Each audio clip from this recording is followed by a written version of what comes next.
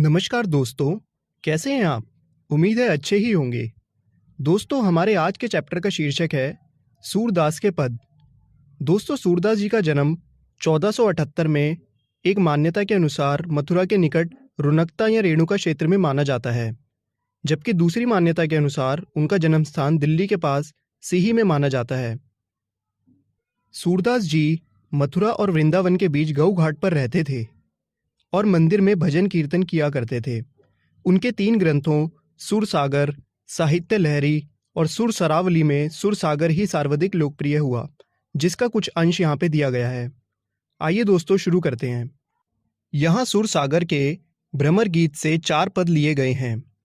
कृष्ण ने मथुरा जाने के बाद सवै न लौटकर उद्धव के जरिए गोपियों के पास संदेश भेजा था। उद्धव जी ज्ञान मार्ग के जरिए गोपियों की विरह वेदना को शांत करना चाहते थे, लेकिन गोपियों को ज्ञान मार्ग की बजाय प्रेम मार्ग पसंद था। इस कारण उन्हें उद्धव का संदेश पसंद नहीं आया। आइए दोस्तों, अब हम अपने पहले पद की ओर बढ़ते हैं, जिसका भावार्थ यह है। इन छंदों में गोपियां उद्धव से अपनी व्यथा कह रही हैं। वे उद्धव पर कटाक्ष कर रही हैं, क्योंकि उन्हें लगता है कि उद्धव तो कृष्ण के निकट रहते हुए भी उनके प्रेम में नहीं बंधे हैं। गोपियां कहती हैं कि उद्धव तो बड़े ही भाग्यशाली हैं, क्योंकि उन्हें कृष्ण से ज़रा भी मोह नहीं है। उद्धव के मन में किसी प्रकार का बंधन या अनुराग नहीं है, बल्कि वह तो कृष्ण के प्रेम रस से जैसे अछूते हैं। वह उस कमल के पत्ते की तरह हैं जो जल के भीतर रहकर भी गीला नहीं होता। जैसे तेल से चुपड़े हुए गागर पर पानी की एक भी बूंद नहीं ठहरती है, उद्धव पर कृष्ण के प्रेम का कोई असर नहीं हुआ है। उद्धव तो प्रेम की नदी के पास होकर भी उसमें डुबकी नहीं लगाते हैं और उनका मन पराग को देखकर भी मोहित नहीं होता है। आगे गोपियां कहती हैं, तुम बहुत विद्वान हो, इसलिए कृष्ण के प्रेम में नहीं रंगे, परंतु हम भोली भाली गोपिकाएं हैं, इसीलिए हम उनके प्रति ठीक उस तरह से आकर्षित हैं जैसे चींटियां गुड़ के प्रति आकर्षित होती हैं। वह उससे जैसे लिपट जाती हैं, हम भी कृष्ण प्रेम में लीन हैं। आइए दोस्तों, अब हम अपने सेकंड पद की ओर बढ़ते हैं, जिसका भावार्थ यह है। इन पंक्तियों में गोपियां उद्धव से कहती हैं कि उनकी मन की बात तो मन में ही रह गई। वह कृष्ण से बहुत कुछ कहना चाहती थी, परंतु अब वह नहीं कह पाएंगी। वह उद्धव को अपने संदेश देने का उचित पात्र नहीं समझती हैं और कहती हैं कि उन्हें बात सिर्फ कृष्ण से कहनी है, किसी और को कहकर संदेश नहीं भेजना चाहती। वह कहती हैं कि इतने समय से कृष्ण के लौट कर आने की आशा को हम आधार मानकर तन मन हर प्रकार से विरह की ये व्यथा सह रही थी, यह सोचकर कि फिर वे आएंगे तो हमारे सारे दुख दूर हो जाएंगे। परंतु श्री कृष्ण ने हमारे लिए ज्ञान योग का संदेश भेजकर हमें और भी दुखी कर दिया। हम विरह की आग में और भी जलने लगी हैं। ऐसे समय में कोई अपने रक्षक को पुकारता है, परंतु हमारे जो रक्षक हैं वही आज हमारे दुख का कारण है। हे उद्धव, अब हम धीरज क्यों धरें? कैसे धरें जब हम हमारी आशा का एकमात्र तिनका भी डूब गया। प्रेम की मर्यादा है कि प्रेम के बदले प्रेम ही दिया जाए, पर श्री कृष्ण ने हमारे साथ छल किया है, उन्होंने मर्यादा का उल्लंघन किया है। आइए दोस्तों, अब हम अपने अगले पद की ओर बढ़ते हैं, जिसका भावार्थ यह है। इन पंक्तियों में गोपियां कहती हैं कि कृष्ण उनके लिए हारिल की लकड़ी हैं।